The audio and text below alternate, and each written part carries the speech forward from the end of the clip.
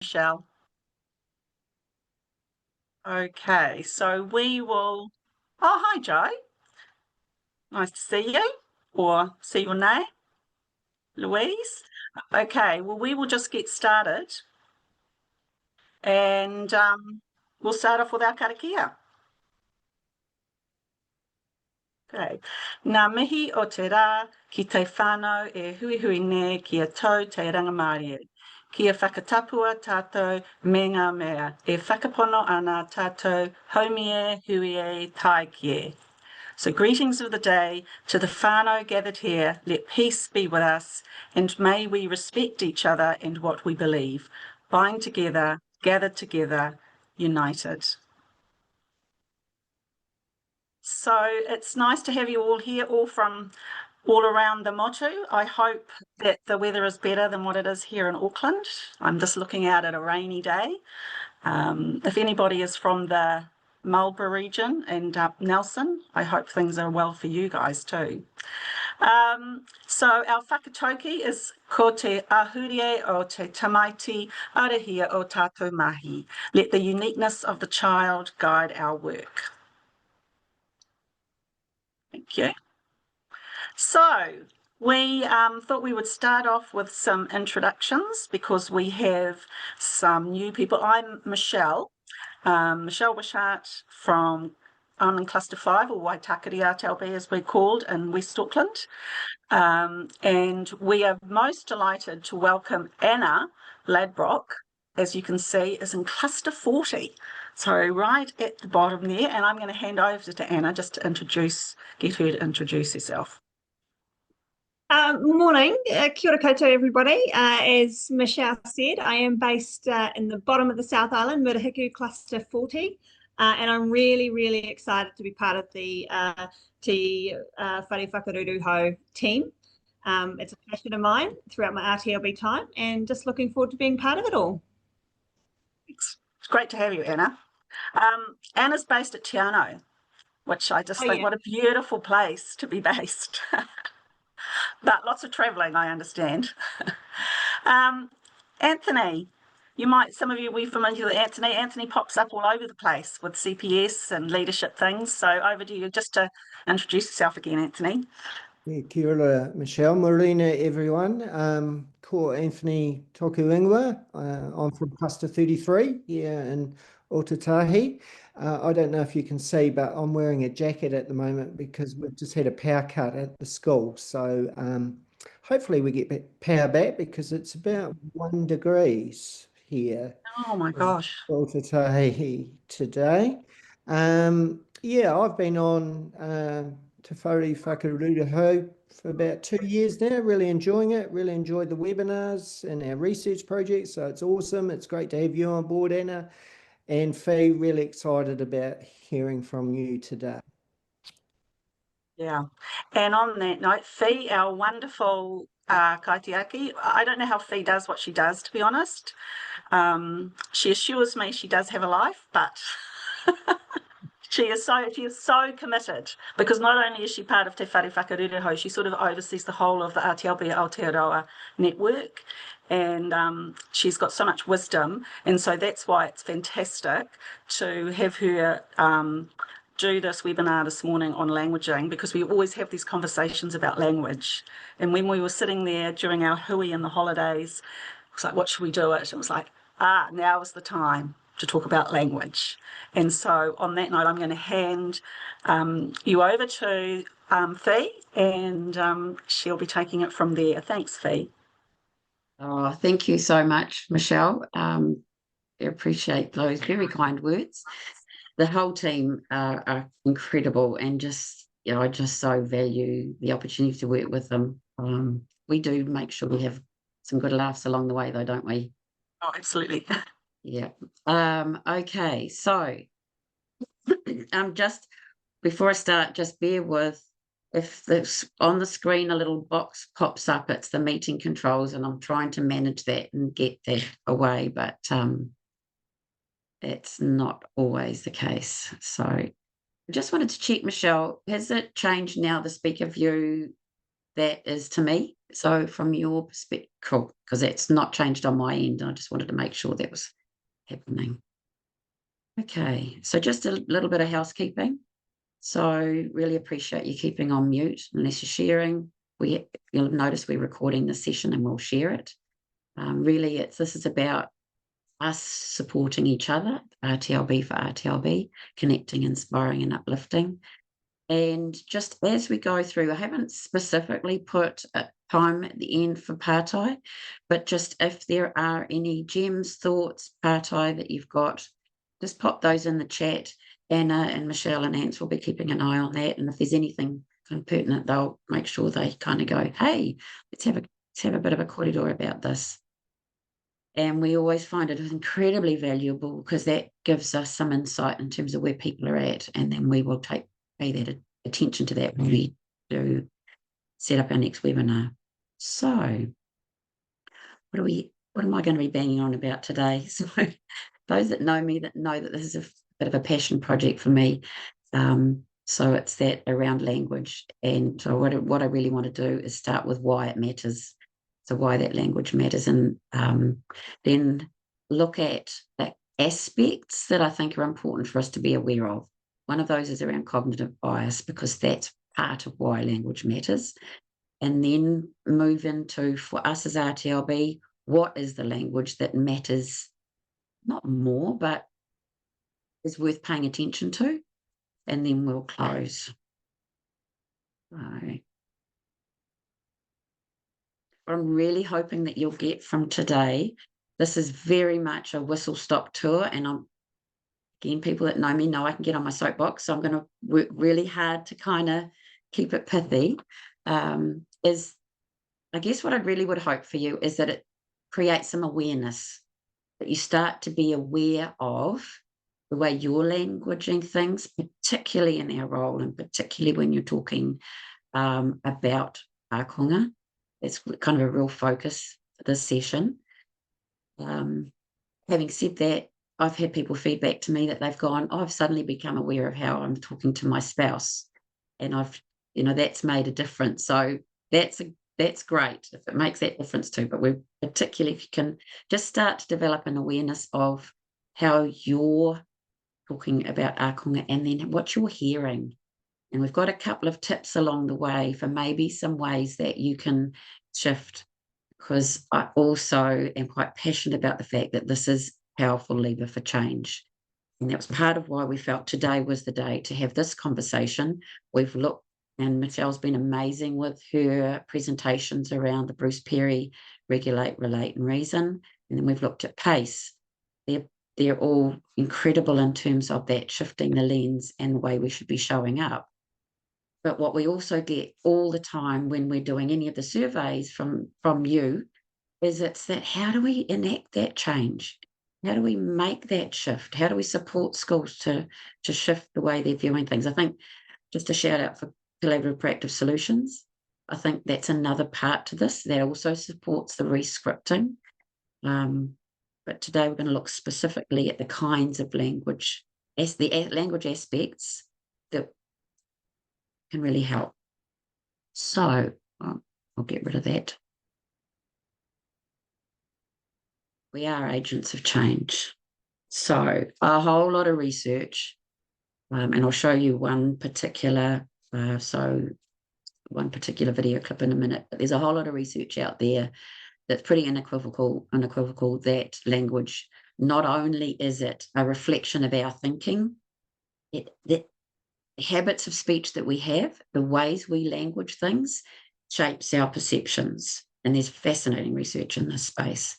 So I just wanted to, this isn't just an idea that's been plucked out of thin air. There's super solid research that sits behind it, and I think it's important for us to pay attention to. So language matters. Okay, so I really wanted to kick off with this, and I think we've got this set to go where we want it started about 8 minutes. Yeah, beautiful.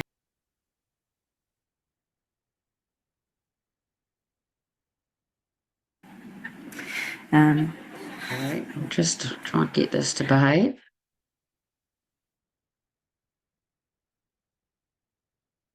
someone to enter. Here we go. Cool, that's better. So I think you could probably all recognise the impact for us in schools. So if the languaging is around he did something, irrespective of whether this was a intentional act or not, what's going to be remembered? And so just a nice wee short illustration of the power, and Lara has done a significant amount of research in this space. I'm just going to pop into, there's just one other piece of research that I want to show you, and then I'll talk a little bit more about this. I can get it to move on. There we go. So another piece of research, which we've got cited in the references. So, and there were two experiments. In these two experiments, they showed participants films of automobile accidents, and then they asked them the questions about the events that they'd seen. So when the languaging was emotive, kind of dramatic, smashed into each other, they were much more likely to give higher estimates of speed. And then the other thing that was really interesting is when asked later, had they seen broken glass, they actually, I'll just get rid of that again, they actually were much more likely to say yes, even though there actually wasn't any broken glass in the film. So you can see that using that emotive term has influenced those participants' perception of those events. So when they used very neutral tone, collided, bumped, contacted, hit, just described what occurred, there was a far more accurate remembering of what had actually occurred. So it influenced those participants, their perceptions of that event, that using that languaging that was more emotive. Again, highly relevant when we're talking with teachers about kids.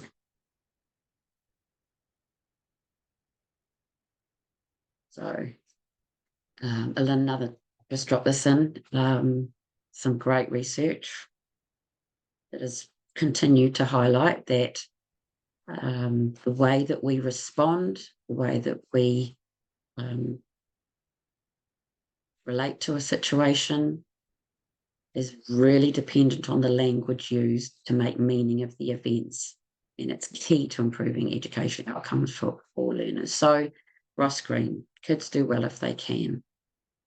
And I'll get to this a bit later, but it's that they're having difficulty, not being difficult. Don't say won't, say can't. It shifts. It actually has an impact on the way we perceive the problem situation. And it matters. And as I say, I see this as a really powerful lever for change, our awareness of this. What I'll finish with is some ways that we can use this knowledge to move people on and away from deficit. So I first want to just touch on, so kind of part of what's going on here and why the language matters. So just a wee sidebar into cognitive biases. So cognitive bias isn't in itself an inherently bad thing. We need them. It's the way we make sense of the world. If we didn't have these different biases, kind of our brains would explode because we'd be having to look at everything in novel terms and make sense of it. So it allows us to kind of connect to known. That's what the cognitive bias does. So, like a confirmation bias. I already have this view. I will look for something that confirms that view. That's natural. And it is occurring through the day. It's okay. Where it can come unstuck is when we are then making assumptions without really checking out whether that is a fact or whether it's just our perception. And that is critically important in our role, I believe. So having an understanding of the kinds of things, kind of ways our brains trick us. I think it's being aware that we cannot believe everything we think. Our brains will skew things towards what we've already believed and it will literally filter out. If it's got to work on making sense of the day, it will filter out those things that we have decided aren't relevant to us at that time, don't confirm. Attribution bias is where we go, oh yeah, I've seen that before, that's one of those, and we pop it into a box to make sense of it. It's a shortcut, just to take a bit of pressure off, but incredibly important for us to be aware that it's happening. So most of them are just happening automatically. My premise is that if we become aware of the language we're using and are intentional about that, because that's almost like you cannot get hold of what somebody is thinking in their head, but you have got evidence in terms of what language they're using. And if you can shift that language away from what might be making assumptions, judgments, emotive and absolutes, towards more open-minded, avoiding assumptions, strength-based, you've got this opportunity to actually impact their perceptions and shift that bias. So some of the ones that I mean, there's 11 billion cognitive biases, and some are in dispute. There are a lot. I think there are some that it pays to be aware of. So anchoring bias.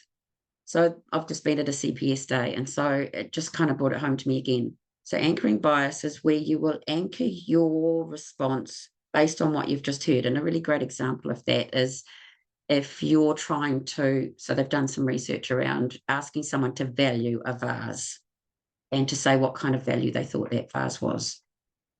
They get certain responses if they give people no idea whatsoever.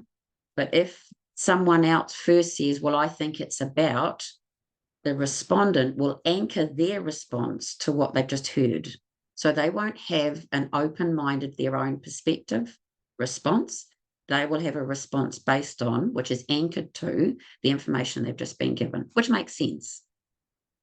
So how does that, so the link for me with Ross Green's CPS is that, and I'm just kind of deep diving that at the moment, at the point where you are giving the child an opportunity, the kid, as he says, an opportunity to offer their solution, that's why it's important they get to go first.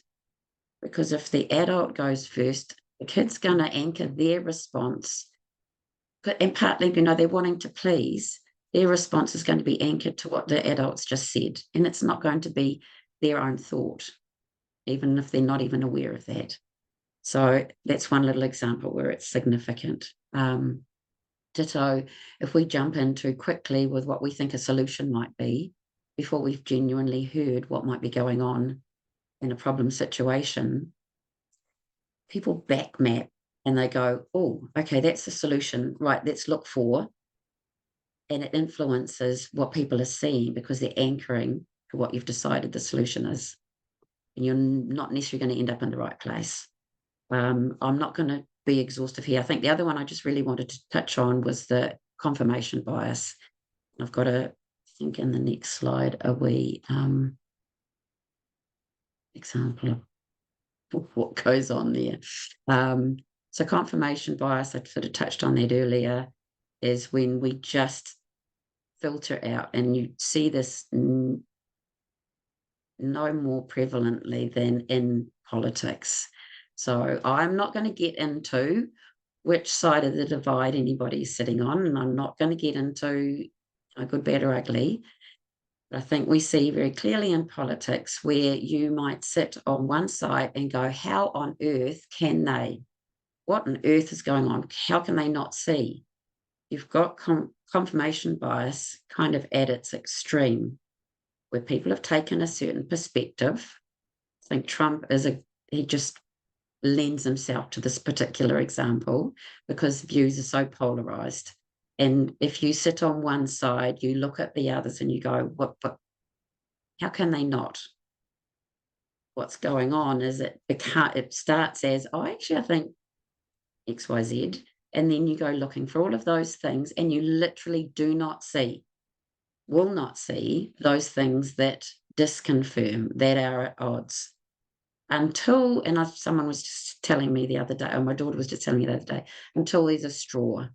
And so it might be just one thing that goes, okay, now it's gone too far, and suddenly, and you see these examples where someone sat in one position and then there was seemingly a very small thing that kind of they went, hold on, no, that's not okay. And then they couldn't understand how they could never see it before.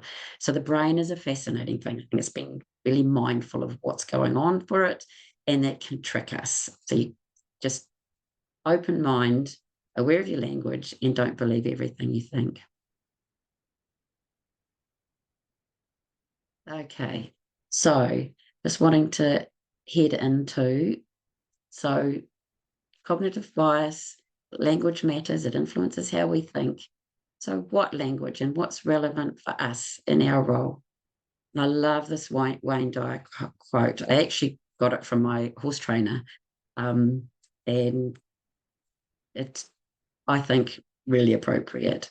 So it's that shifting perspective, but it's when you shift perspective, all of a sudden what you're looking at changes. And I think when this first sort of started to kind of gel with me, I've tended to go on about, I was really lucky. I had one of the ed psychs had talked to me about narrative theory. I understood the impact. I was doing consult with an RTLB, and she's amazing. She's incredibly caring, puts up with me going on about language. And we're on the phone, and she was describing the trauma history of a student that she was supporting. She was pretty upset because this little one was really struggling. He described the trauma history to me, and literally in the next sentence said, and now she's refusing to do her work, and she's having a tantrum. And I said to her, and it's on the phone, and I said to her, do you think maybe she's feeling overwhelmed? And I felt this visceral sense of this wash of empathy. Didn't know the girl from Adam. I kind of didn't know what classroom she was in, but had a visceral impact on how I was feeling by shifting the languaging from her choosing, the word manipulation was dropped in there, to moving it to, this is a little darling that's struggling and is in overwhelm. And I thought, there's a lot going on here that's important. And so that kind of led me on the journey to be wanting to do more research around it. So for us, there are particular aspects that I think we can't, that are really helpful to pay attention to.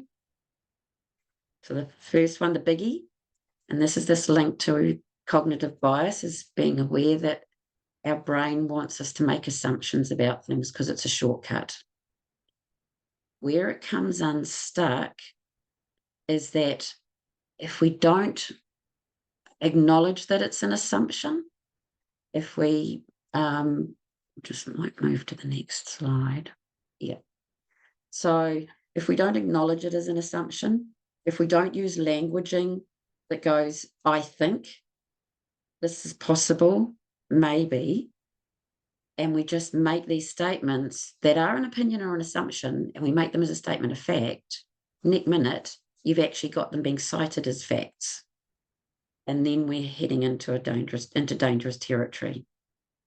So it's really important to have perspectives. It's incredibly important to have some opinions, some beliefs. But I think it's understanding the difference between what's a belief, what's an assumption, what's a hunch, have hunches, and what's actually a fact. So if you're talking about in a classroom, the student didn't complete their work, that can be cited as a fact that it either happened or it didn't.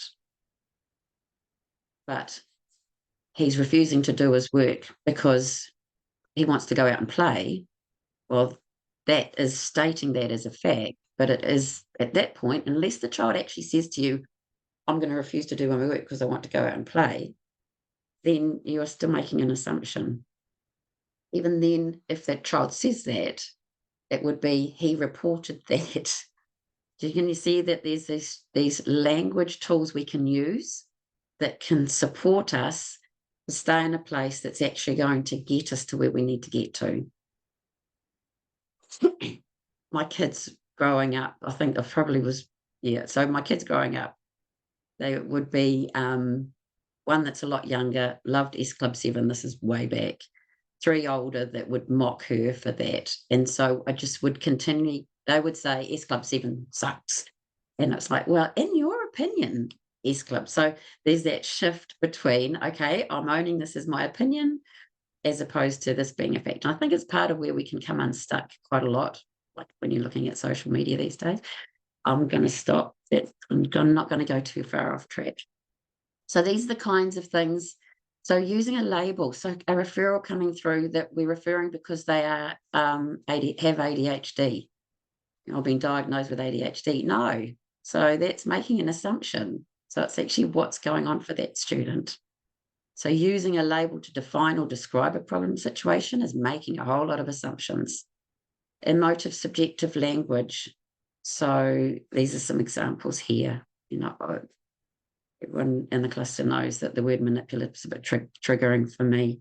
So when you're framing it that they're choosing their behaviour. So how do we avoid them? So I've touched on that. It's just about what's observable and owning it if it's a hunch, owning it if it's so it seems, it appears. There's just these little language tools that you can use that shift you to a different place and avoid those assumptions. So you're not making them and something that's an opinion or a perspective as a statement of fact. I'll get rid of it. I think that bar is showing up again. Sorry. Excuse me. So part of that is, and I've sort of touched on that, is being aware of the subjective emotive language. And I think this is where you have a really powerful role, because often you're arriving in, and people can be quite heightened, and you've got that clarity of perspective. You're not the person that's been in the situation, and so you can start to be aware when people are using that really subjective emotive language, when it's you know, and people need to be able to express themselves. And I'm very, very, very much a supporter of allowing the teachers to feel their feelings and not just have to squash that down either. I don't think that's healthy, but I think it's understanding that it's happening and supporting people to move through that and past it, that I think is incredibly important. And avoiding that in your reporting, in your the languaging of referrals. I'll talk about the power of the positive paraphrase. So just moving people on. So where we're heading to, what we're trying to achieve, is that objective, neutral language, so that it's not being influenced by personal opinions and it's impartial and biased. Just what occurred, not, you know, he refused. It was intentional, it was deliberate.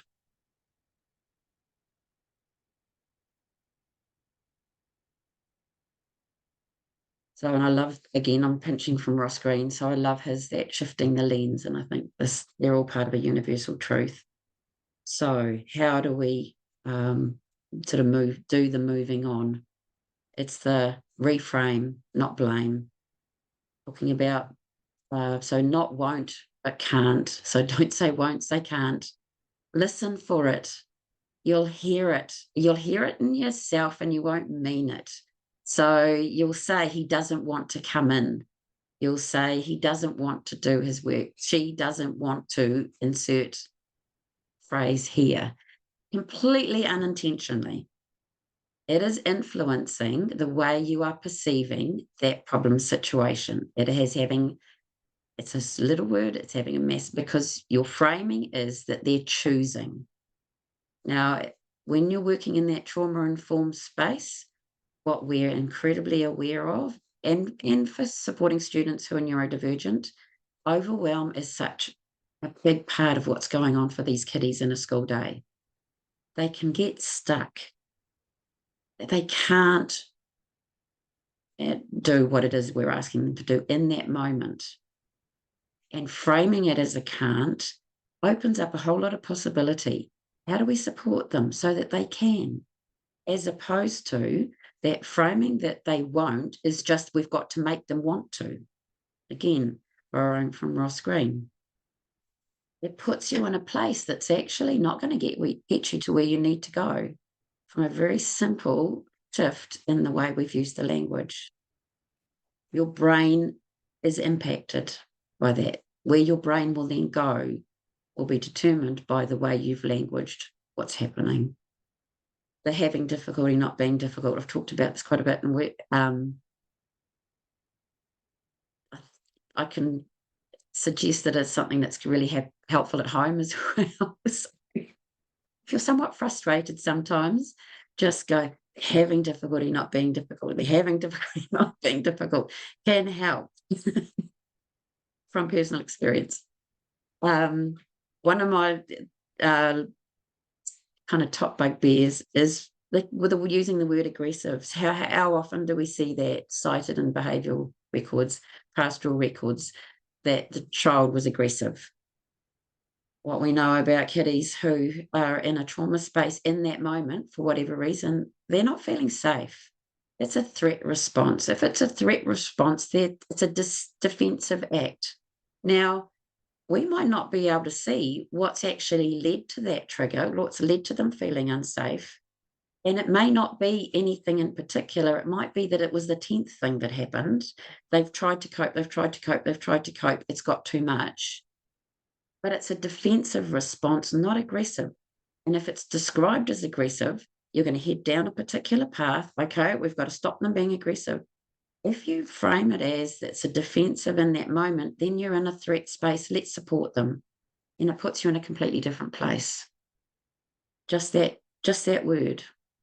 I've been really lucky. We touched on this with Mark Adam in the PACE project, that he was just so open to letting me get hold of their pastoral records and go, right, no, not that, this. And it's made a real difference. Just one other little one was around sexualized behavior. I think that can head us into troubling territory. Often we'll frame behavior as sexualized. It's an adult theorizing. And so he was great, because I went, actually, I'd rather that wasn't there at all, because it heads people into that domain when actually a thing occurred that wasn't okay and people aren't feeling very good about it. Let's just deal with that, just as we would any behavior that at the moment isn't okay. But as soon as we start labeling it as sexualized, it layers a whole other level of adult anxiety onto it. I'm not saying minimize, just to be really clear. I'm not saying minimizing what it happened to occur at the moment. It's absolutely paying attention to that. It's probably more in those low level. I remember it being one boy gave another boy a wedgie and it got put down as being sexualized behavior. It's like, it's boys being boys. It's still not okay, but it just puts you in a different place. And then I think the other is the refusing defiant. That is framing it as the child is chosen. It's putting you in a certain place. It's making a whole lot of assumptions about what's going on, and it's closing the door on getting underneath in terms of what's going on for that student. So looking at the time. Okay, so the other bit, kind of looking at the different language aspects. So this is another part to it. Is again, and you all operate from that strength-based paradigm. This is a little tip or a little strategy that you could use to help. So it's that if you're working in your school, describing the problem behavior in neutral, observable terms, identifying, and I'm sure all of your collaborative action plans are wonderful because they will have the strength-based. But one thing you can do, and particularly for those teachers where they're a bit stuck, they're having difficulty, and they're a bit stuck, is just coming up with just a kind of like that elevator talk, a one-liner, a sentence that's a positive reframe for that student around something that they are, as a strength, just to shifting it and just keep trotting that out. Re-story. It's about restoring these kids. But when you're dealing with an adult that's an overwhelm, there's only so much they're going to take on board. So this is a little kind of tip. Give it a go. It helps you. It helps you re-story. And it's a little bit like, you know, and again, phenomenal research around gratitude. It's around that, just having those little mind tools will put your brain in a different place. So just that positive reframe, a one-liner that you just keep bringing up to re-story. So the research where this comes back to is the confirmation bias, because what you've got is possibly a teacher that's set a perspective about what's going on for a student. And so what they will then see is everything that confirms that perspective. So we're trying to shift the narrative. So shift the narrative with a story, and just, but this small bite size is just something that's doable. If that makes sense. I don't know, just through this, I just love this quote, you know, and Hattie is also loud and clear about the fact that it's so important what a teacher's perspective, a teacher's belief in a student has got the highest effect size of anything they might do. There was some beautiful research around what makes a teacher easiest to learn from, and international, and head and shoulders above everything else was how often that teacher smiled, and above planning and pedagogy and everything. So this is from the kids. And so that was about that positive regard and children feeling safe and seen. That's why we do support that strength-based, because it makes a difference. Okay, so the other bit that I just wanted to talk about, that's a factor with this is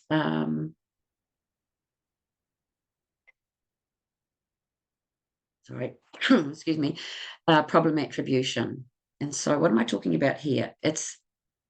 So this sits with narrative theory, but it's around, are we attributing the problem as being located within, or as something that they have? And one thing I just want to be clear on here, and this is something I've kind of increasingly learned, and Louise and Leonie who have been doing the inclusive design piece, they've done some great webinars around this, is that people who are neurodivergent, I think what's incredibly important there is that you ask them, how do they see themselves? So I just want to put that as and so often people who say have autism, some would like to say have, and some say I am, and that's personal choice. So I guess I'm making that clear. So aside from that, what narrative theory is talking about is when we language something as being within, and that's describing the person as being that's a kind of fixed state, as opposed to having that is something that they have then got power over or ability to influence. And Branko would talk about, when she worked with students and supported them to understand narrative theory, they would talk about their worries, and talk about their worries as sitting in the chair next to them. So it's not something that they are, it's something that they have. And then, okay, what are we going to do about this thing that you have? You've then opened possibilities when you frame something as not defining the child, because there are a whole lot of things, or defining the person. So that's where I found that narrative theory is really supported understanding kind of the ways we can shift our language. So how we discuss the problem situation with the teacher is important, and it will have a significant impact on decision making. Again, coming back to, so I think, probably because it's what tends to throw up more often than any is that ADHD diagnosis, and so that they're doing this because they are ADHD. It's like, well, no. Let's understand what's happening for that child in this moment that they're having difficulty with currently. You will then run that risk too of the when you do that internal problem attribution, particularly around something like ADHD, that you miss a whole lot of other stuff that's going on, and can have this tendency to just pigeonhole. Again, Your brains are pushing you to do this. It's a shortcut. It makes life easier, but it's not going to make it easier in the long run if you're missing things. Okay. I'll get rid of that wet box again. So these are some examples. Sorry, I'm just going to grab the recorder. So, and you can see though those examples, they're loaded with assumptions as well. She is unmotivated. She is a worrier. She is disorganized as being, a feature of them, as opposed to she's having difficulty completing her work. Straight away, just in that, you've got okay, right. How can we support? There's something going on here. She's having difficulty completing her work. What we can do about that? Just saying she's unmotivated. So you might think, okay, we need to motivate her. But you're kind of going, well, that's just how she is, which is a dead end.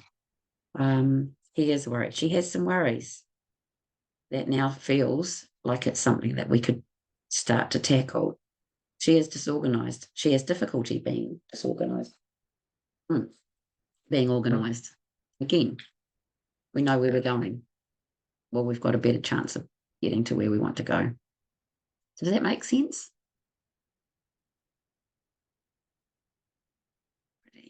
So, what I want to talk to you about is a wee thing that I've been kind of banging on about, that I find, in my own experience, I found has made a difference. I'm particularly always interested, and there's some amazing research, there's amazing professional development out there. As I said at the beginning, what can we do? How can we shift the needle? We can feel a lot of frustration in our schools.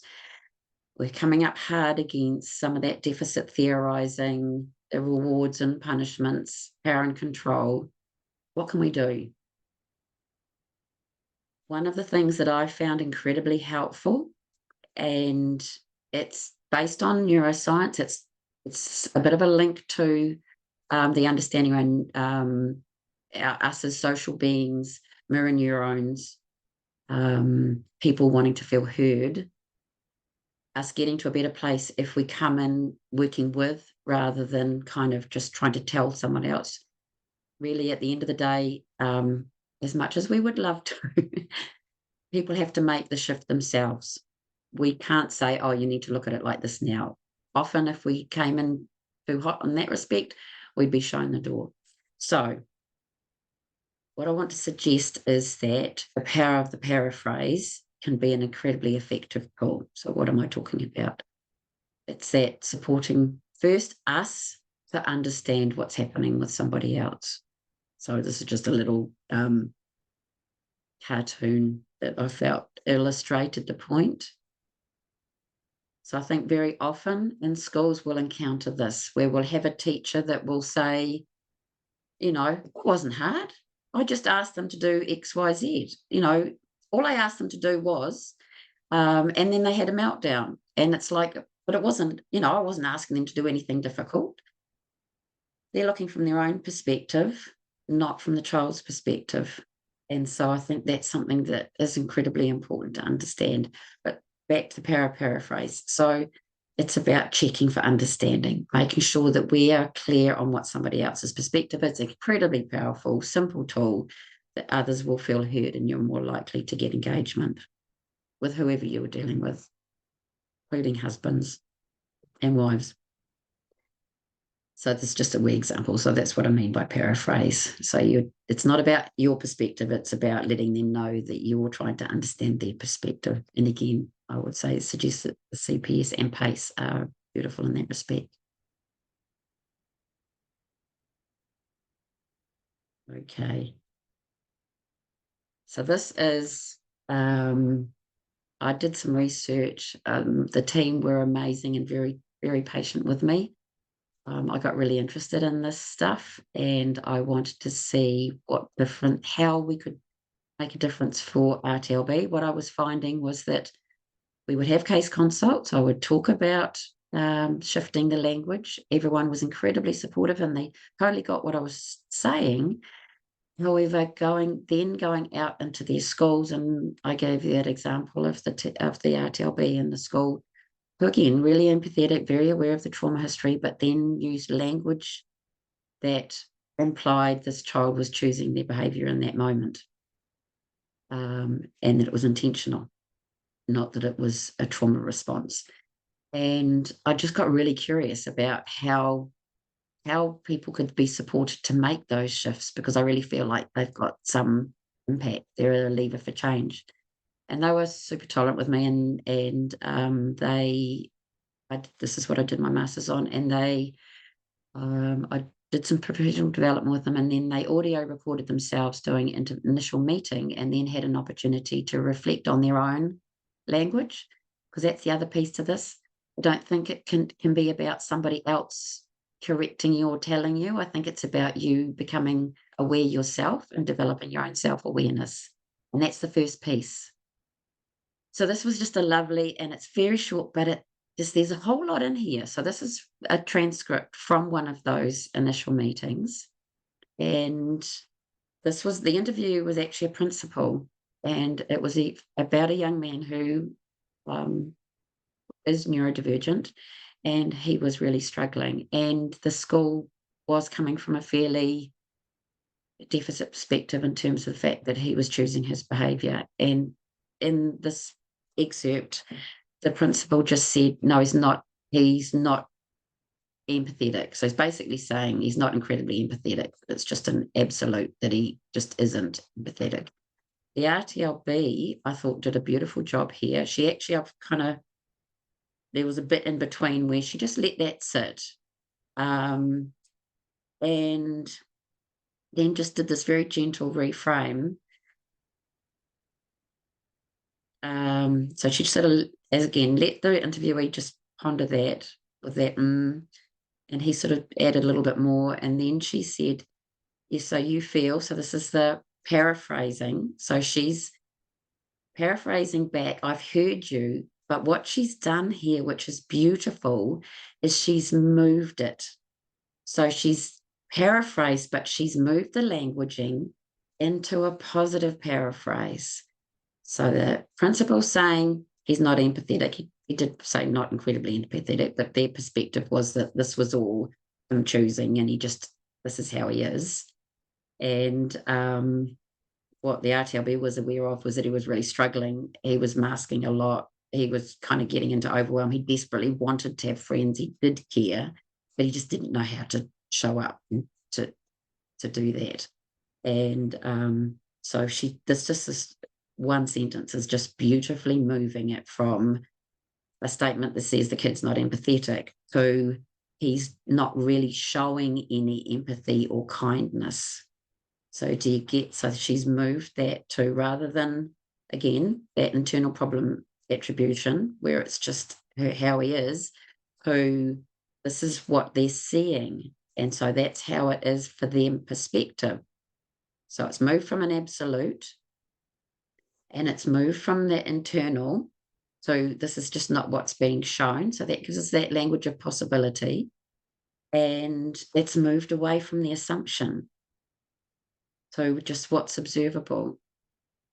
And can you see what's happened now with the interviewee? He's moved. So he's gone, oh no, not very often, not very often. So he's felt heard. She's done a lovely paraphrase. So no, we don't see the empathy very often. So it's just moved them on without ever contradicting or disagreeing. And because of partly, but there is that need, that power of the relationship that sits behind it. But they've not even, I would suggest, not even realise, the interviewees probably not even realise that they've shifted their languaging, which will then, I can assure you, shift the way they're perceiving that situation. And we now are in a space when we can start to go, okay, so what's happening for this young man?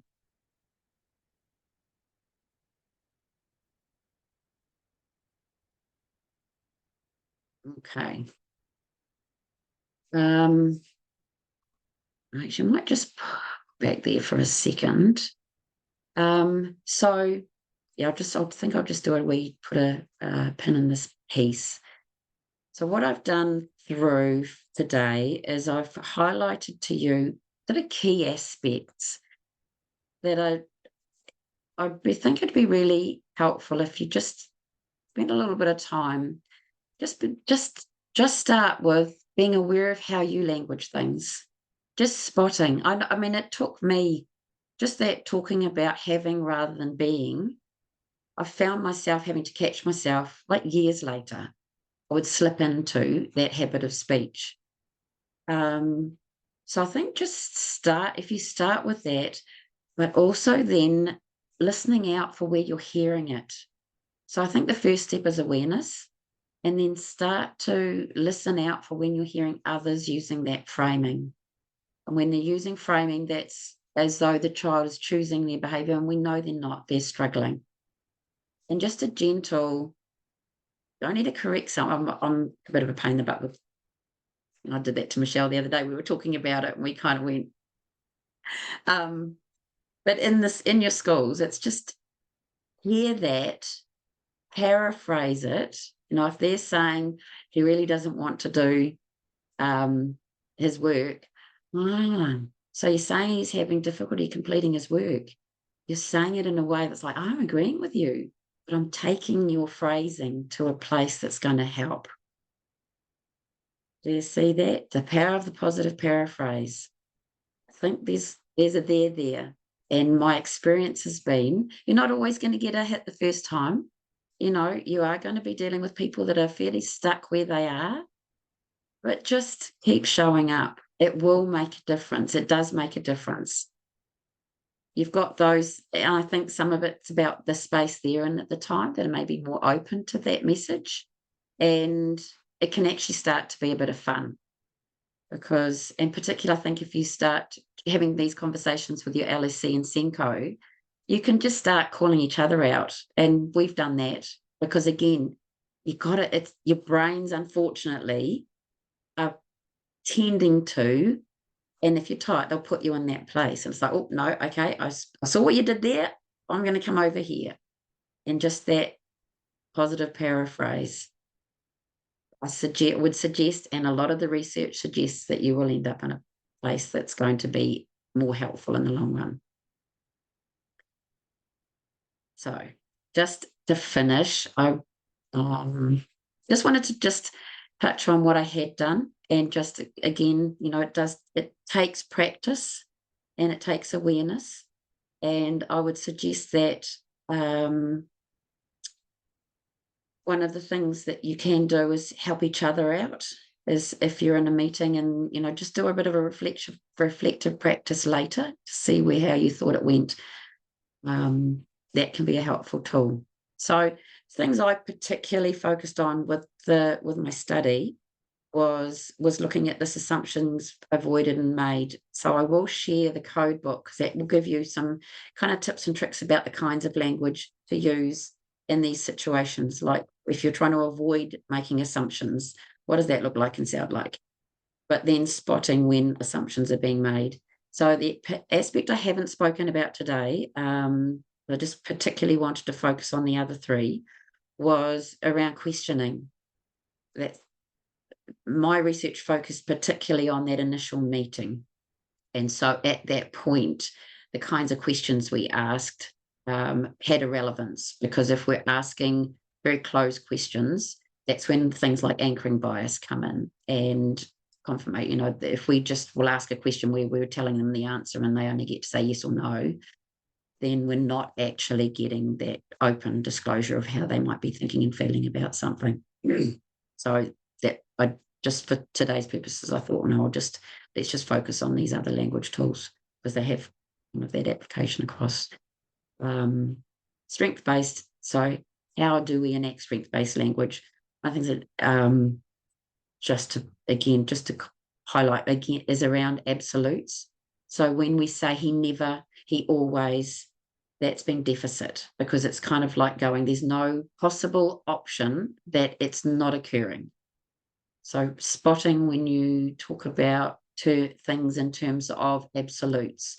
He is always out of his seat, I'd suggest not. And if he is, that's quite significant. But I'd suggest that there is some time in this day where this kid sits down. And so, again, if we're using absolutes, we're heading into the wrong. It's not helpful in terms of finding solutions. And then I talked about problem attribution, external, internal. So what I asked everyone to do was to do their audios. They coded themselves. We did some professional development, and they did audios again. And what I was interested in looking at is in that self-reflection, did that make a difference? And just quickly before we finish it, we thought you might find it interesting just to look at the research that I'd done and the results that we got. So in developing a heightened awareness about the language they were using, they were able to make quite significant shifts between the two initial hui. So they avoided making assumptions 73% of the time after the professional development, as opposed to 30% of the time prior. In the questioning, so the quality of the questions went up significantly. So there was a significant improvement in the types of questions they were asking. They were pretty strength-based, so we actually had pretty good results, but there had been some deficit theorising, some of the absolutes, and so that had just dropped to just about 0. And so there had been an improvement here. And then in terms of problem attribution, that had also improved quite a lot, that they were then languaging things and not just attributing the problems to what was going on in the kid, but it was actually something that they were having difficulty. Just in that phrase, you can see the difference. So being difficult locates the problem. The being is within the child. Having is something that's happening at the moment, but let's do something about it and support them. So that's sort of just to kind of give you some sense of kind of what we've done and what we found. Kia ora, that's pretty much that from me. Whistle stop tour. Thanks very much, Fee. Awesome presentation. A lot of gold nuggets that I'm certainly going to look at the recording. I really like how you've given us a roadmap way forward, and you mentioned, first step is looking at our own awareness of our own languaging, and then listening out to others and how they language themselves. And then I'm certainly going to delve back into your slide on the power of the positive paraphrase, because some really key points there. And I think the example that you shared, it doesn't have to be a huge paraphrase that you give. It can be just subtle. That's right. Which you mentioned. So yeah, thank you for that. It's really awesome. And I was just looking at all the chat comments, and they're all very positive and affirming. No one, as I can see, has any questions. So I'm sure a lot of registrants today will look back and go through the recording as well. So thank you very much. Let's just look at this next slide. So what's next? Look to connect, invite a colleague new to RTLB Aotearoa Professional Learning Network to join our next webinar, which is on Monday, the 18th of August. Look to inspire, identify negative cognitive bias that you have in the workplace, and how can you start to change or shift this? And then uplift, try a positive paraphrase on a colleague. And as Fee has mentioned, it can just be a subtle shift in languaging, or you could try it on a staff member that you're working with. And I think the key part there is, what did you notice with your positive paraphrase, and what was their immediate response, and what did that do to the communication? All right, and as mentioned, our next session is Monday the 18th, so look forward to seeing you all online there. All right, next slide, please. And you're most welcome, if you haven't already, to join us on Facebook. There's the scan there for Facebook, and also our awesome website, which has so much in there. We've got our Te Whare Whakaruruhau group. We've got our Pānui there. We've got many things. We've got our blogs. There's a lot in there. So if you haven't had a look, I invite you to have a look, which would be awesome. All right, and just next slide, which is closing karakia. Kia tau te manakitanga, ki runga, ki tēnā o tātou, ki piki te ora, ki piki te maramatanga, ki hoki pai atu, ki hoki pai mai, tuturu whakamoa, ki tēnā, homie, hui, taiki. Settle the care and protection upon each of us. May the health and understanding grow, return well to others and ourselves. Hold fast to your authenticity, be firm, join together, gather together, bind as one. Thank you very much, everyone. We'll see you next time. And just to finish off, Fee's got a whole range of references there that we invite you to look at as well. Awesome. Thanks, Ants. Ka kite, everyone. Kia kite.